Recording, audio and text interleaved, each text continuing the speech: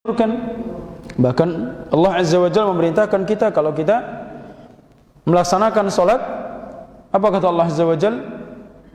Khudhu zinatakum inda kulli masjid. Kenakanlah pakaian terbaik kalian, perhiasan, artinya pakaian terbaik pada saat atau setiap kali kalian melaksanakan solat. Jadi zuhud itu tidak identik dengan meninggalkan dunia. Karena terhadap dunia ini kita butuh untuk menopang agar kita bisa mewujudkan cita-cita akhirat kita. Lalu apa itu zuhud? Karena sekali lagi jangan sampai kita salah fahami, salah mendefinisikan sehingga salah dalam mengamalkan makna zuhud itu sendiri. Siapa yang tahu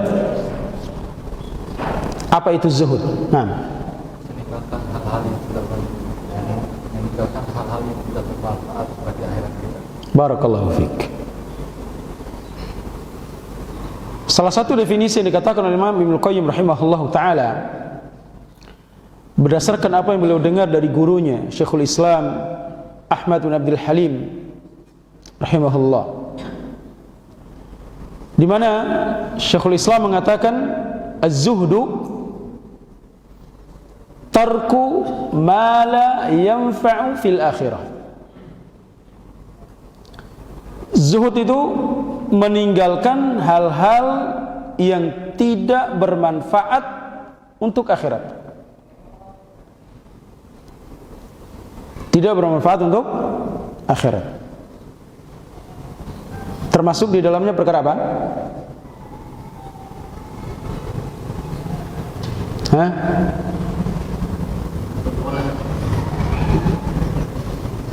Naam? Bola. Fihi nadhar. Apa yang tidak bermanfaat secara umum tanpa kita mengkhususkan pada perkara-perkara tertentu, secara umum dulu. Yang tidak bermanfaat untuk akhirat kita.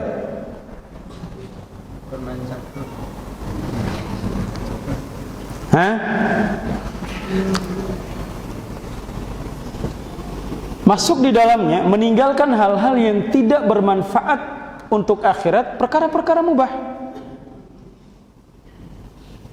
Nah, contoh-contoh perkara mubah itu yang disebutkan tadi.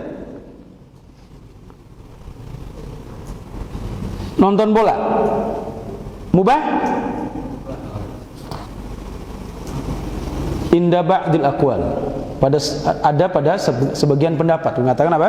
Mubah. Sebagian pendapat mengatakan haram. Bukan waktunya berdebat. Ini pendapat para ulama yang mengatakan mubah dengan dalil-dalil dan pandangannya, yang mengatakan haram dengan dalil-dalil dan pandangannya. Alasan-alasan yang jelas. Ya.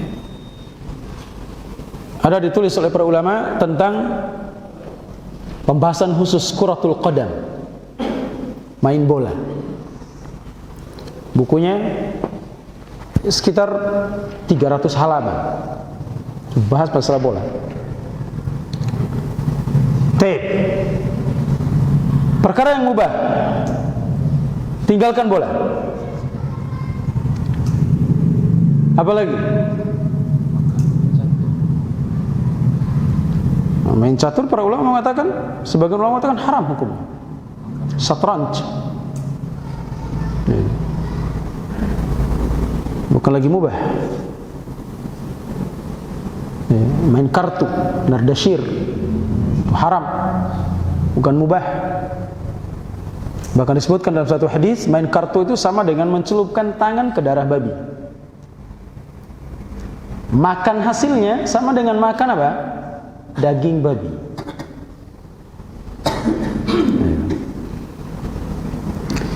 Perkara yang mubah banyak.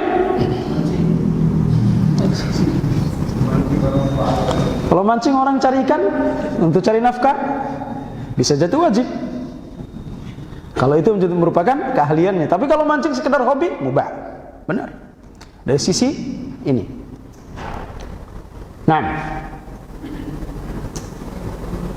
pakaian kita yang disyariatkan pakaian menutup badan, yang wajib pakaian menutup badan, menutup aurat. Berarti disyariatkan atau wajibnya berapa? Berapa?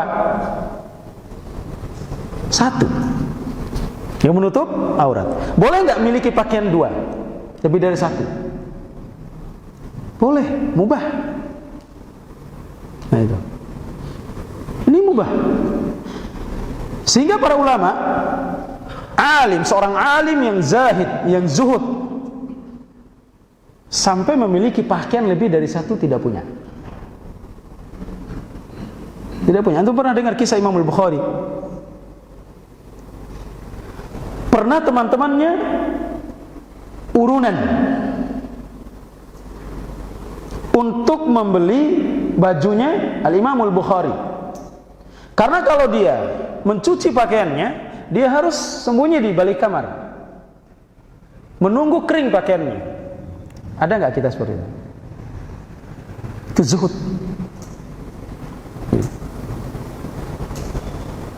Memiliki pakaian lebih dari 1, bahkan 2, 3, itu mubah. Tapi orang yang zuhud punya pakaian lebih dari 1, ini tidak bermanfaat kalau sisi akhiratnya, tapi ini mubah. Rumah, kita dianjurkan untuk tinggal di rumah, tapi apakah harus memiliki? Wajib nggak? Harus miliki rumah. Supaya paham, sebagian orang sekarang ini kalau nggak punya rumah dulu, nggak nikah, nggak ini, nggak itu.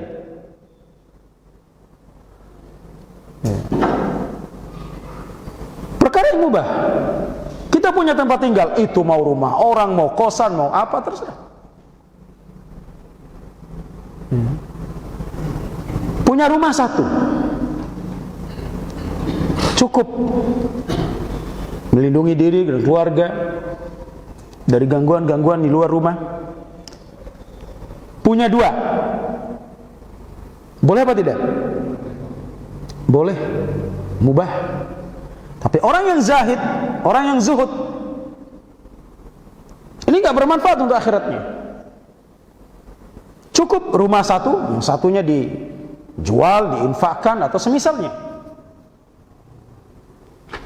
Baik. Kendaraan yang dibutuhkan, berapa yang kita butuhkan? 1. Nggak ada kan orang punya motor 2, dua-duanya dibawa jadi kebutuhan. 1. Dia punya motor 2, ubah, boleh.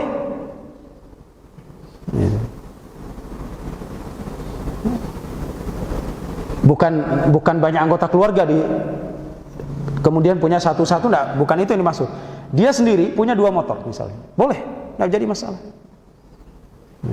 Bahkan lebih dari itu. Tapi orang yang zuhud, dia meninggalkan yang mubah ini. Kira-kira bermanfaat nggak bagi dia punya 2 motor untuk akhiratnya? Nggak bermanfaat. Bahkan yang lebih bermanfaat bagi akhiratnya, dia jual ini motor, dia infakkan, dia berikan ke perkara-perkara yang diridhai Allah Azza wa Jalla. Ini zuhud. Supaya jangan disalahpahami zuhud itu. Sebagian orang mengatakan zuhud itu pokoknya ya nggak boleh pakaian bagus-bagus, ya compang-camping, ada robek-robekannya dan seterusnya, kemudian ditampakkan di hadapan manusia. Inilah zuhud yang sebenarnya. Itu bukan zuhud. Itu orang yang nggak mengerti makna zuhud. Zuhud itu Dia hanya menggunakan dunia ini sesuai dengan asas kebutuhan dan manfaat di sisi akhiratnya. Ada manfaat pada sisi akhiratnya, dia gunakan. Itu namanya zuhud. Zuhud ini berlaku, artinya meninggalkan perkara-perkara yang mubah, berlaku lebih-lebih kepada perkara-perkara yang haram dan makruh. Itu zuhud.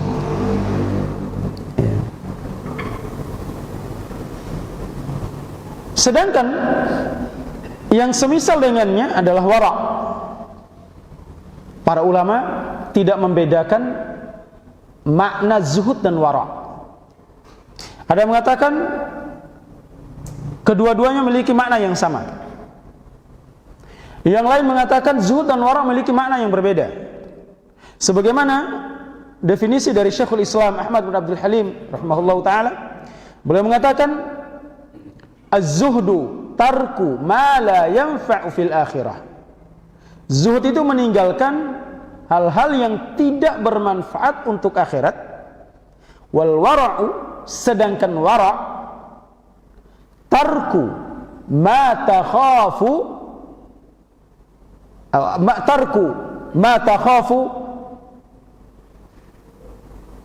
atau tarku ma takhafu tadurru atau yadurruka fil akhirah, atau yadurruhu fil akhirah. Kata beliau, wara itu adalah tarku ma takhafu yadurru fil akhirah, ma yadurru fil akhirah. Wara itu adalah meninggalkan hal-hal yang dapat membahayakan terhadap apa? Akhirat. Maka wara ini tidak berlaku kecuali pada perkara-perkara yang haram dan makruh atau syubhat. Sedangkan zuhud berlaku juga pada perkara-perkara yang mubah. Berarti mana yang lebih tinggi kedudukannya? Zuhud. Kalau wara, dia meninggalkan hal-hal yang dapat membahayakan akhiratnya. Sedangkan zuhud, dia meninggalkan hal-hal yang tidak bermanfaat, sekalipun itu boleh. Tidak membahayakan. Orang punya pakaian 2, punya kendaraan 2, punya rumah 2 atau lebih. Berbahaya nggak bagi akhiratnya? Tidak. Tapi bermanfaat? Selagi dia tidak gunakan pada perkara yang diridhai Allah atau tujuannya untuk akhirat, maka tidak bermanfaat untuk akhiratnya. Tapi kalau wara, dia meninggalkan hal-hal yang dapat membahayakan perkara akhiratnya. Tarku ma takhafu ma yadurru fil akhirah. Meninggalkan perkara-perkara yang dikhawatirkan akan membahayakan urusan akhirat kita. Ini wara. Artinya meninggalkan perkara-perkara yang haram, yang syubhat. Karena yang haram dan syubhat ini membahayakan akhirat kita. Pendapatan kita, cara memperoleh harta dan seterusnya dari jalan yang haram atau syubhat, itu membahayakan akhirat kita. Tapi kalau orang punya kendaraan 2, punya rumah 2, punya pakaian lebih dari 2, lebih dari 3 misalnya, itu tidak membahayakan selama dia perolehnya dengan cara yang dibenarkan. Tapi tidak dikategorikan sebagai orang yang zuhud. Hanya dikategorikan sebagai orang yang wara'.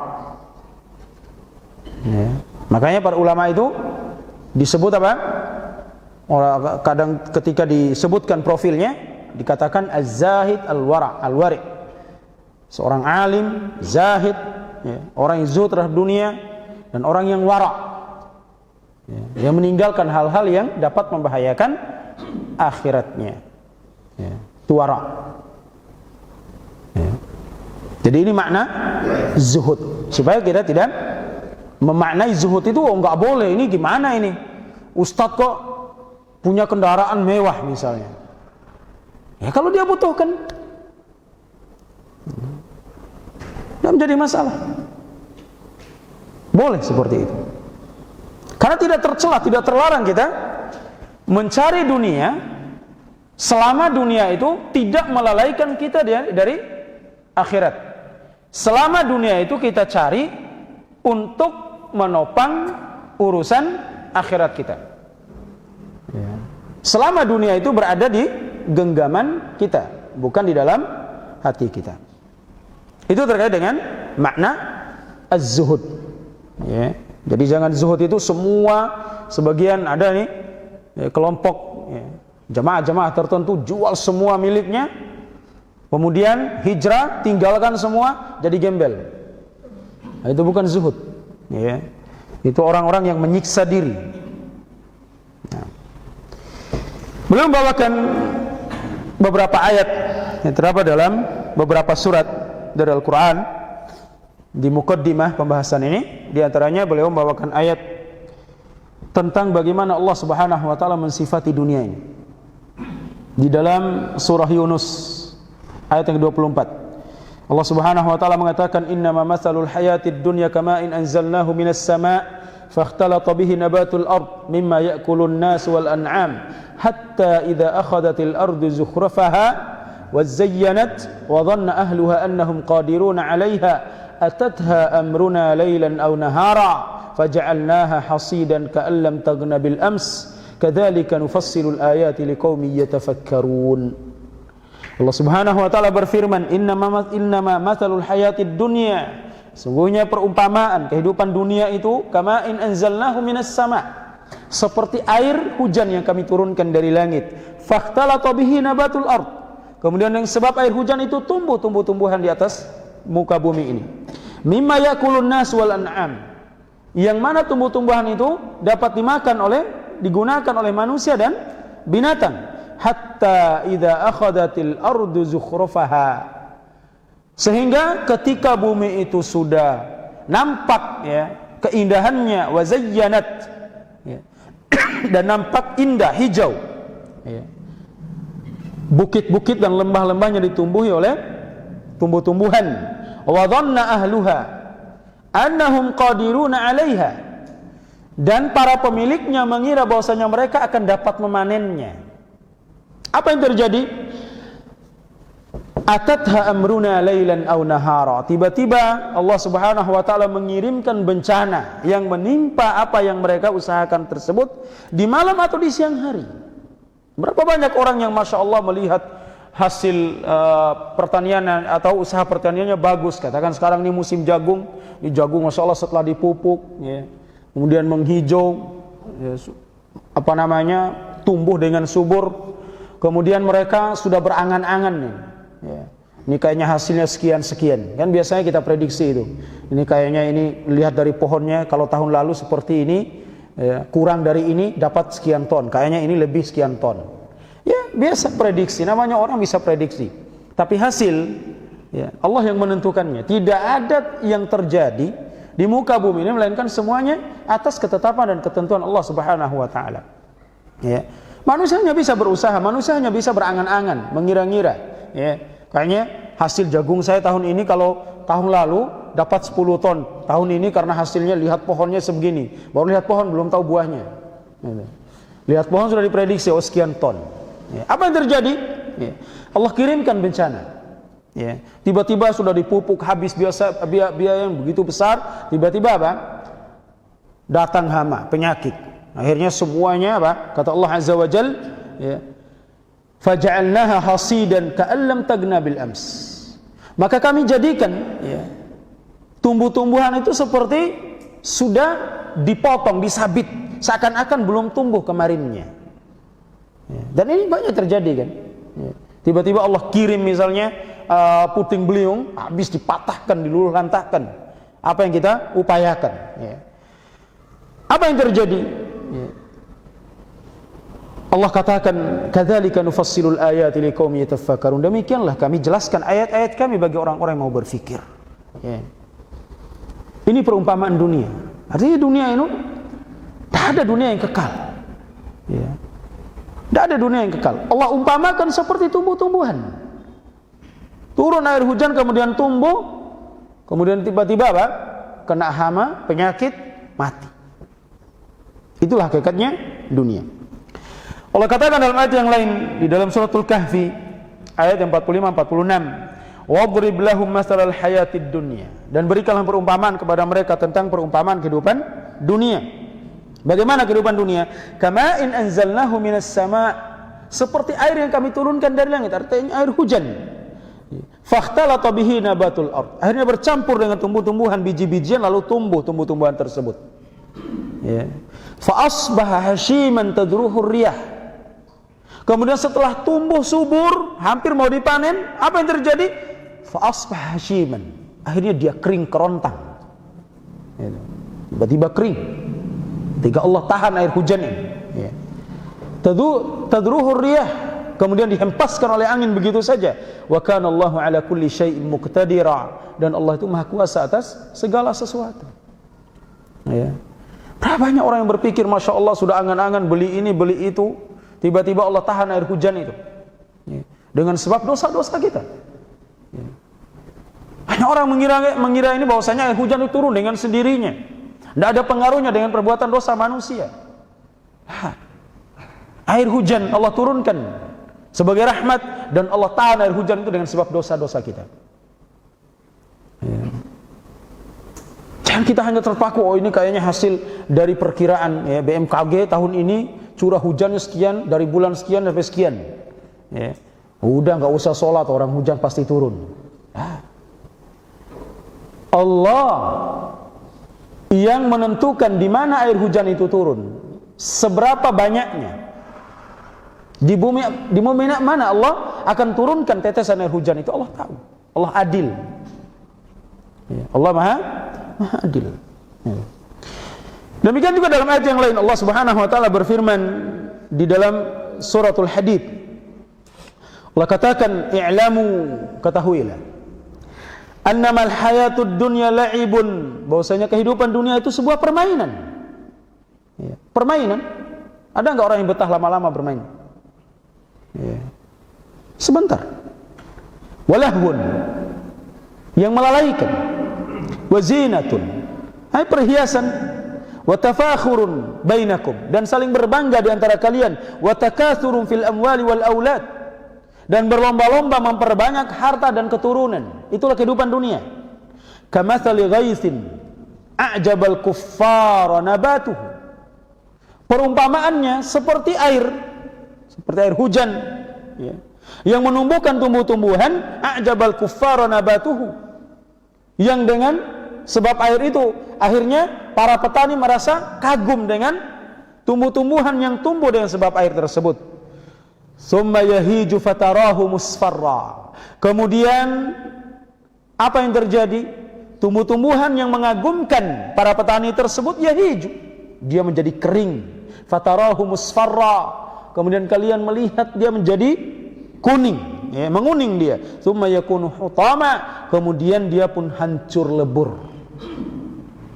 Ya. Jagung udah dipupuk, subur, hijau, tiba-tiba apa? Sekarang sudah ada, dulu kankernya pada manusia dan binatang, sekarang kankernya pada tumbuh-tumbuhan.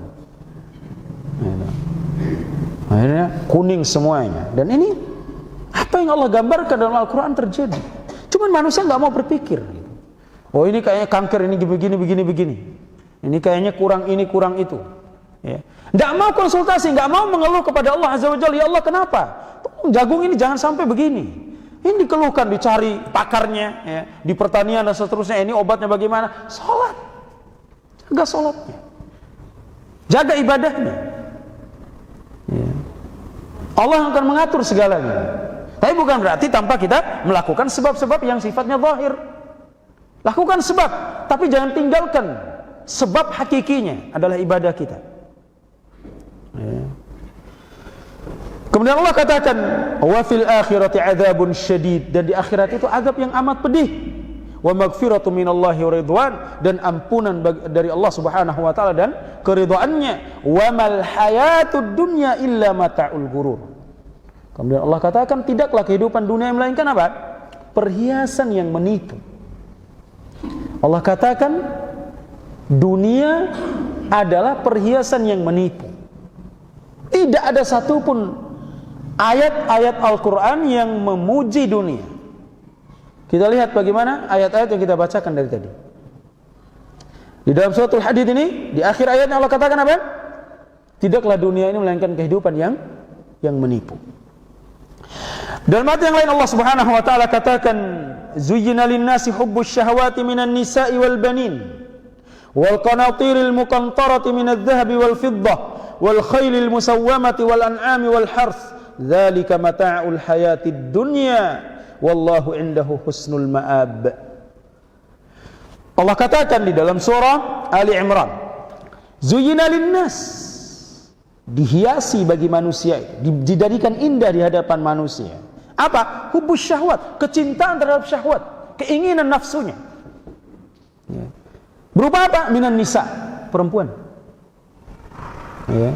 Dijadikan indah perempuan di hadapan manusia. Wal banin, anak-anak.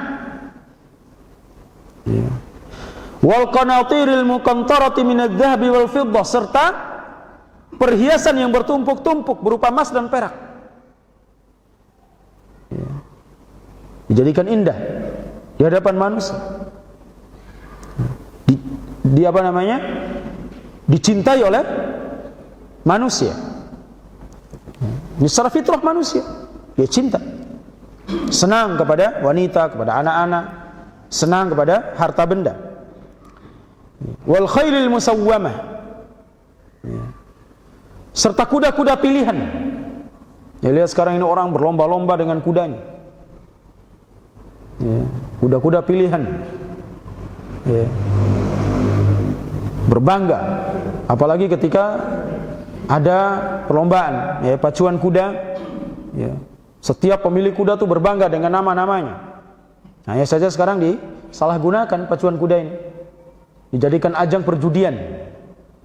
Pada dasarnya pacuan kuda ini, menunggangi kuda itu olahraga sunnah. Olahraga sunnah yang seharusnya dihidupkan. Ya, berkuda, memanah, ya, bahkan berenang. Ya. Ini olahraga sunnah. Ya. Yang jelas-jelas olahraga yang dipraktekkan di zaman Nabi Sallallahu Alaihi Wasallam. Berkuda, banyak kita nggak bisa berkuda, terus mau jadi prajurit. Berkuda, itu hukum asalnya sunnah. Tapi sekarang ini kadang apa? Sudah disalahgunakan. Nah, kalau bisa misalnya pemerintah ini menerapkan perlombaan-perlombaan seperti ini, tidak ada unsur perjudian di dalamnya, itu akan lebih bagus. Ya. Tapi sulit. Apa untungnya kita kalau nggak berjudi? Ya. Jadi kuda-kuda pilihan itu dijadikan indah di hadapan manusia. Ya. Sebuah kemewahan. Ya. Orang yang punya kuda-kuda pilihan. Wal an'am, binatang-binatang ternak. Orang senang punya peternakan. Nah, itu. Kambing atau sapinya sehat, besar, bisa menghasilkan uang. Ya. Wal hars, dan pertanian. Ya. Dicintai. Saking cintanya masyarakat Dompu ini terhadap pertanian, sampai gundul semua hutan-hutan yang ada. Dan ini akan kena imbasnya.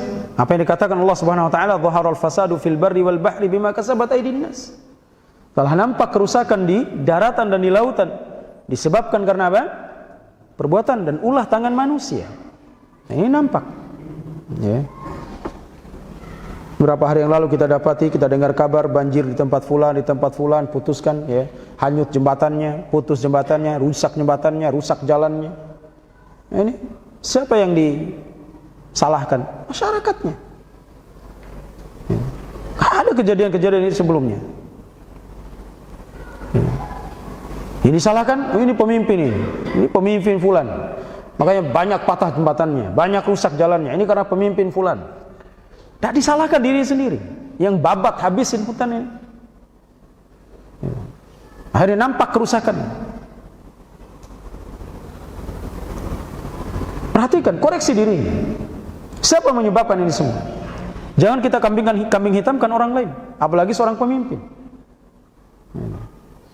Kenapa kita tidak menyalahkan diri kita? Ulah tangan-tangan kita, sehingga menyebabkan terjadi hal-hal yang tidak diinginkan tersebut. Allah katakan, "Dzalika mata'ul hayatid dunya." Itu semua merupakan perhiasan kehidupan dunia. Wanita, anak-anak, perhiasan emas dan perak, kuda pilihan, peternakan, pertanian, itu semua perhiasan dunia. Wallahu indahu husnul ma'ab, dan di sisi Allah lah sebaik-baiknya tempat kembali. Lihat, Allah memuji akhirat, husnul ma'ab. Sedangkan masalah dunia Allah katakan, dzalika mata'ul hayatid dunya. Itulah sedikit dari perhiasan dunia ini. Tak ada apa-apa yang dibandingkan dengan akhirat. Dalam ayat yang lain Allah katakan, ya ayuhan nas inna wa'dallahi haqqa. Wahai sekalian manusia, sungguhnya janji Allah itu hak, benar adanya. Fala taghurrannakumul hayatud dunya, maka jangan sekali-kali kehidupan dunia menipu kalian. Wala yaghurrannakum billahil gharur, dan jangan sekali-kali kehidupan dunia itu menipu kalian dari Allah Subhanahu wa taala, mengingat Allah Azza wa Jalla. Jangan sekali-kali dunia itu memalingkan kalian, menipu kalian dari mengingat Allah Tabaraka wa taala. Dengan sibuknya kita akan urusan dunia, sehingga kita berpaling dari mengingat Allah, mengingat negeri akhirat, berpaling dari hal-hal yang bermanfaat untuk akhirat kita.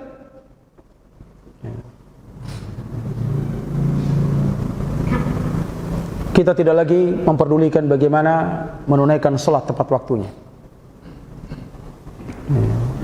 Banyak orang karena lebih mementingkan pekerjaannya menunda waktu salatnya, menunda baca Al-Qur'annya. Bahkan ada orang yang hampir setiap hari tidak membaca Al-Qur'an. Kenapa tidak membaca? Sibuk. Kita hidup ini untuk siapa? Dan untuk apa? Kita tidak membaca Al-Quran. Satu hari kita membaca Al-Quran, maka hati kita ini gersak, hati kita ini lapar. Karena asupan gizi buat hati itu adalah mengingat Allah Tabaraka wa ta'ala, membaca Al-Quran. Kalau kita perhatikan makanan jasad kita, jasmani kita ini setiap hari tidak kurang dari 3 kali setiap harinya. Itu di luar daripada cemilan ini itunya. Sudah makan nasi, pingin bakso, pingin mie ayam, pingin itu. Luar biasa kita perhatian ya terhadap apa? Jasmani kita. Ketika jasad kita merasakan mengeluhkan sakit, secepat mungkin kita akan mencarikan obatnya, mencari konsultasi kepada ahlinya dan seterusnya. Tapi berbicara tentang urusan hati, jarang kita pedulikan, jarang kita perhatikan. Sehingga pantas para ulama mengatakan apa? Tidak sedikit di muka bumi ini bangkai-bangkai yang berjalan. Bangkai-bangkai yang berjalan. Gak baca Al-Quran, gak beribadah. Jasad mereka, iya hidup, tapi ruh mereka mati. Ruh mereka tidak hidup. Berapa banyak? Karena urusan dunia kita berpaling dari majelis ilmu. Padahal majelis ilmu merupakan apa? Nutrisi bagi ruh kita, asupan gizi bagi hati kita ini majelis ilmu. Hadis-hadis yang sudah sering kita sampaikan, sering kita dengar. Nabi SAW mengatakan tidak berkumpul suatu kaum di dalam rumah dari rumah-rumah Allah Azza wa Jalla, membaca kitab Allah, kemudian memahamkan satu sama lain di antara mereka, kecuali akan turun pada mereka ketenangan. Ketenangan di mana kita dapatkan? Di majelis. Di mana kita merasakan ketenangan? Dengan apa kita merasakan ketenangan? Dengan hati kita, bukan dengan jasad kita. Artinya siapa yang mendapatkan ketenangan? Ingin mendapatkan ketenangan jiwa, hatinya, datang ke majelis ini. Ya. Baik, adzan dulu.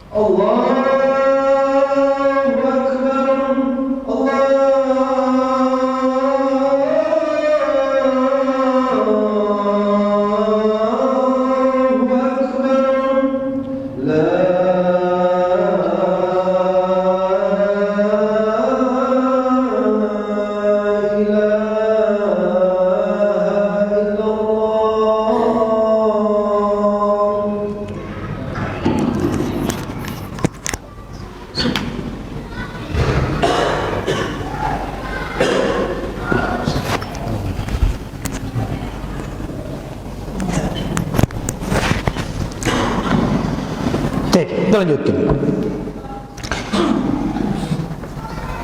Allah Subhanahu wa taala berfirman di dalam surah yang lain, di dalam surah At-Takatsur.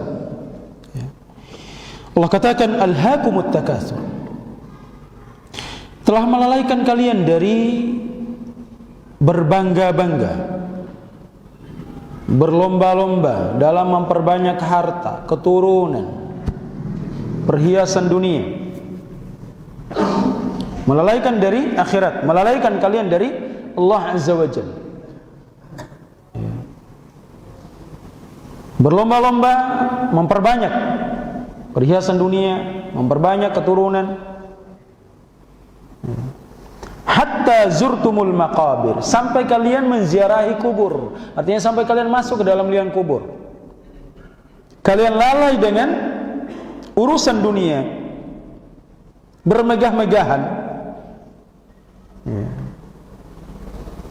Kelalaian kalian itu sampai mengantarkan kalian kepada apa? Kuburan. Allah katakan zurtum, ziarah. Karena kita di kuburan itu sesaat. Setelah dikuburkan kita akan dibangkitkan. Maka dikatakan ziarah. Orang yang mati itu dia menziarahi kuburan sebentar dia. Kalla saufa ta'lamun. Janganlah begitu. Saufa ta'lamun, kalian akan mengetahui akibatnya dari kelalaian tersebut. Summa kalla saufa ta'lamun, kemudian Allah ulangi. Kemudian janganlah kalian begitu. Sungguh kalian akan benar-benar tahu akibat dari perbuatan kalian. Kalla law ta'lamuna ilmal yaqin. Janganlah kalian begitu. Seandainya kalian mengetahui dengan sebenar-benarnya pengetahuan akibat dari kelalaian itu, kalian pasti akan meninggalkan bermegah-megahan tersebut. Bermegah-megahan, berlomba-lomba untuk mengumpulkan dunia, memperbanyak keturunan. Perhiasan dunia yang sedikit ini telah banyak melalaikan manusia. Lihat bagaimana hiruk pikuk di pasar. Bahkan ada yang tidak menaikkan kewajibannya kepada Allah Tabaraka wa Ta'ala. Lihat di tempat-tempat pekerjaan mereka, bagaimana kesibukan mereka dengan dunianya. Bahkan ada yang sekedar melaksanakan ibadah hanya untuk menggugurkan kewajibannya saja. Ketika dia dalam beribadah sekalipun, dia masih memikirkan bagaimana urusan dunianya yang belum terselesaikan, yang belum rampung, belum ini, belum itu. Dan itu terus mereka lalai sampai mereka datang ke kuburan, artinya mati di kalang tanah, baru mereka tahu akibat dari kelalaian tersebut. Dan ayat yang lain Allah katakan, wa ma hadhil hayatud dunya illa lahwun wa la'ib. Tidaklah kehidupan dunia ini melainkan hanyalah sebuah gurauan dan permainan semata. Wa inna ad-daral akhirata lahiyal hayawan. Dan sesungguhnya kehidupan akhirat itulah sebenarnya kehidupan. Kehidupan yang hakiki. Kehidupan di dalam negeri akhirat. Lau kanu ya'lamun, seandainya mereka benar-benar tahu. Seandainya kaum muslimin atau umat manusia ini tahu kehidupan yang hakiki adalah kehidupan akhirat, niscaya mereka tidak akan terpedaya dengan kehidupan dunia. Tidak akan membuat mereka lalai dengan kehidupan dunia ini. Namun yang terjadi justru banyak di antara manusia yang tidak faham dan tidak mengerti di mana hakikat kehidupan yang sebenarnya. Karena ketidaktahuan mereka inilah yang membawa mereka berlomba-lomba, bahkan saling sikut untuk memenangkan dunia ini.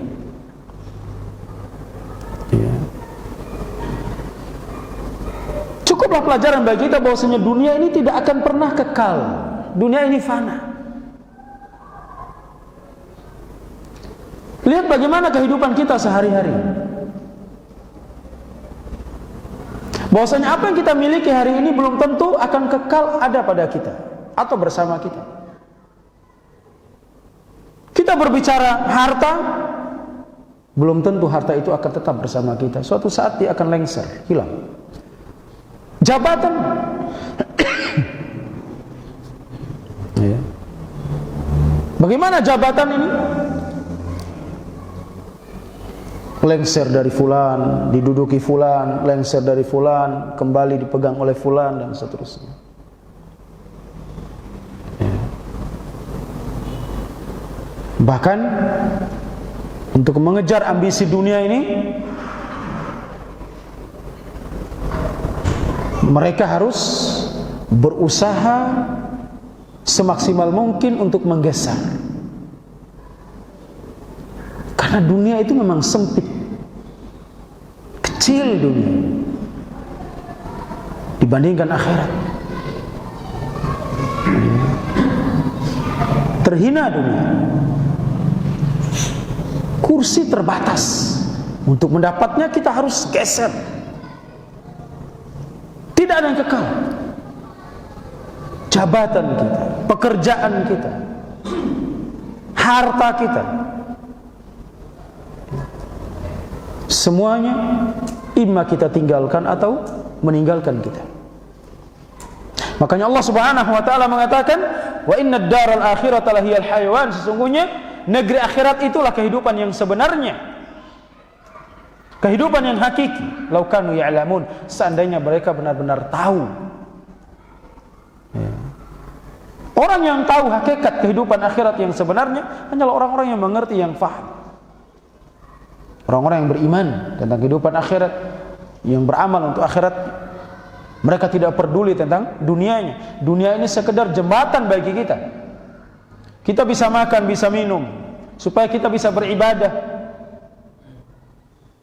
Maka cukup. Tidak usah kita risaukan urusan dunia. Karena banyak orang yang risau, bahkan dia mati kepikiran sebelum mencapai apa yang dia cita-citakan. Setelah dia berusaha semaksimal mungkin, sekuat tenaga, mati dia tinggalkan. Bahkan dia mati karena memikirkan dunianya. Ada yang memikirkan bagaimana masa depannya, memikirkan bagaimana anaknya, bagaimana ini, bagaimana itu, dan seterusnya. Kenapa dia tidak pikirkan kehidupan akhiratnya? Bagaimana nanti saya di akhirat?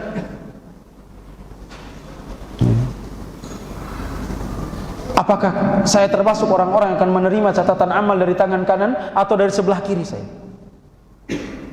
Itu yang harus kita prioritaskan dalam kehidupan. Bukan bagaimana masa depan kita, bagaimana masa tua kita, bagaimana masa depan anak-anak. Masa tua kita, kita bersama Allah, kita masih punya Allah. Sekalipun lenyap semua manusia di muka bumi, kita hidup sendiri, Allah yang memberikan rizki kepada kita, Allah yang memperbaiki urusan kita. Kita perbaiki urusan kita dengan Allah Azza wa Jalla. Banyak manusia yang bersandar pada usahanya, pada pekerjaan dan seterusnya, sehingga itulah yang menjadi angan-angan mereka yang bisa menentukan masa depan mereka, menentukan masa tua mereka. Mereka lupa bahwasanya kita hidup bersama Allah Subhanahu wa taala. Kenapa kita harus risaukan masa depan anak-anak kita? Kita didik mereka di atas tauhid, mereka faham tentang tauhid, masalah akidah. Mereka hidup bersama Allah, Allah akan berikan, Allah akan bukakan bagi mereka apa yang menjadi kebutuhannya. Karena Allah memerintahkan kita apa? Allah hanya memerintahkan, "Wa ma khalaqtul jinna wal insa illa liya'budun." Tidaklah aku ciptakan jin dan manusia melainkan hanya untuk menyembahku, beribadah kepadaku. Ma uridu minhum min rizqin. Aku tidak butuh dari mereka rizki. Allah tidak butuh rizki dari kita. Wa ma uridu ayyut'imun. Aku tidak butuh mereka beri aku makan, kata Allah Azza wa Jalla. Innallaha huwar razzaqu dzul quwwatil matin. Sungguhnya Allah lah zat yang maha memberi rizki, zat yang maha kuat dan maha kokoh.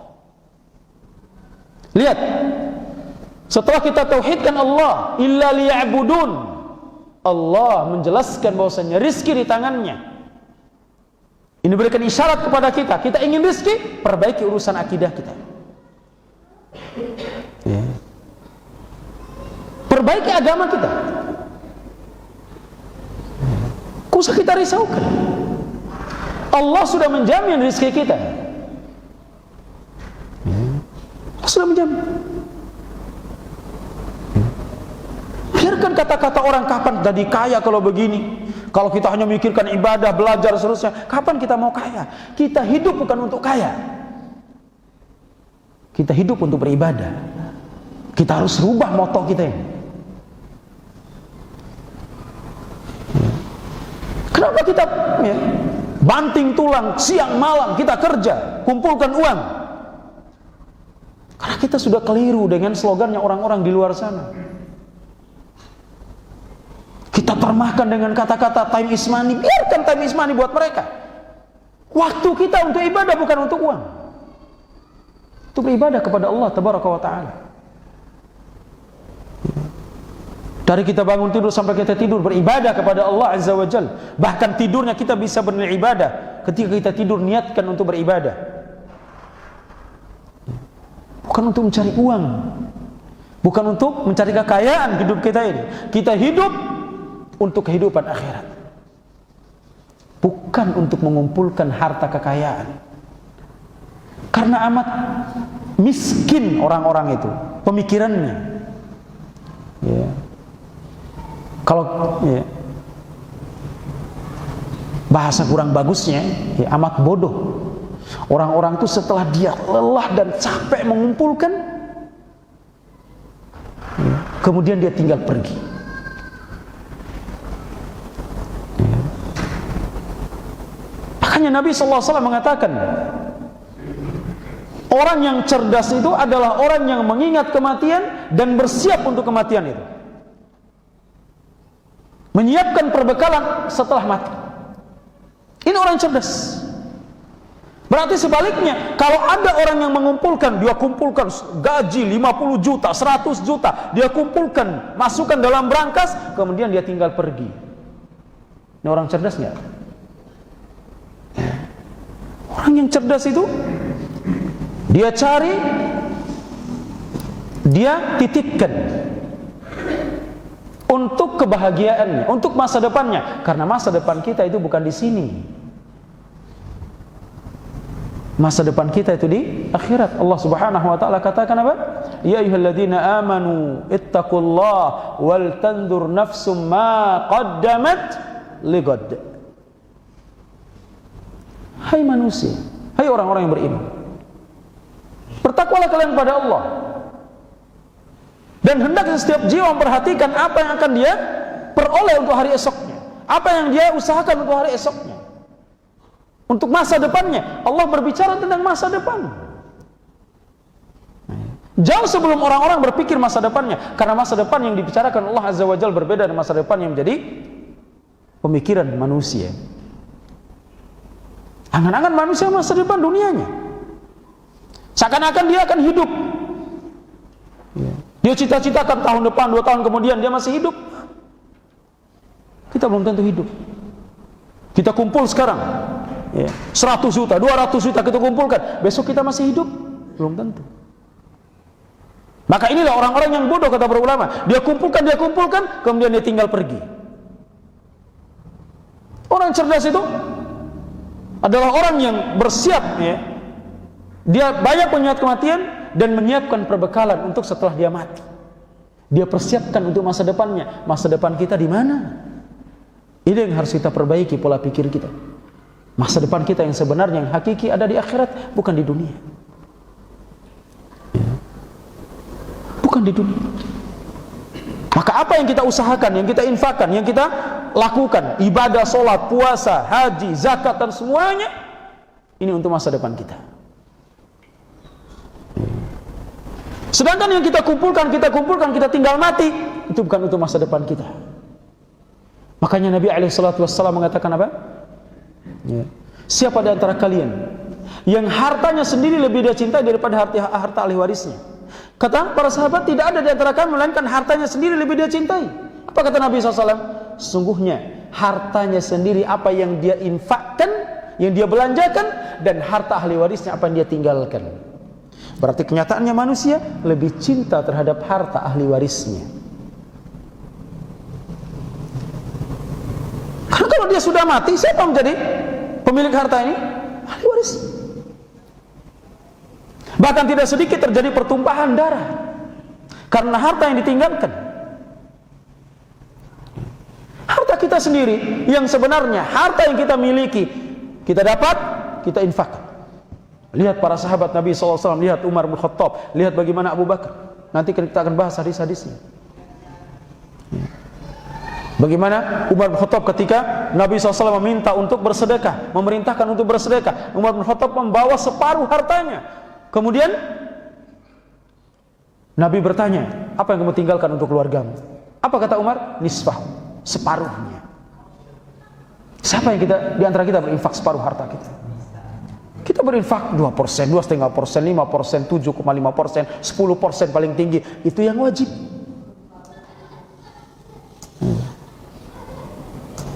Jarang orang-orang yang memiliki sifat seperti Umar. Lihat bagaimana Abu Bakar radhiyallahu anhu ketika diperintahkan untuk bersedekah, Abu Bakar membawa seluruh hartanya. Ketika Umar mengatakan, hari ini aku akan kalahkan Abu Bakar,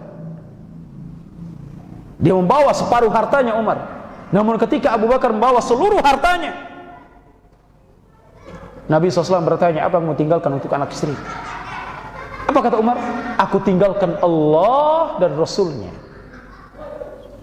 Karena Abu Bakar tahu harta yang kita infakkan ini sedikit, sedangkan Allah yang punya segalanya. Sehingga Umar mengatakan, aku tidak akan mampu mengalahkan Abu Bakar. Karena keimanan dalam hatinya.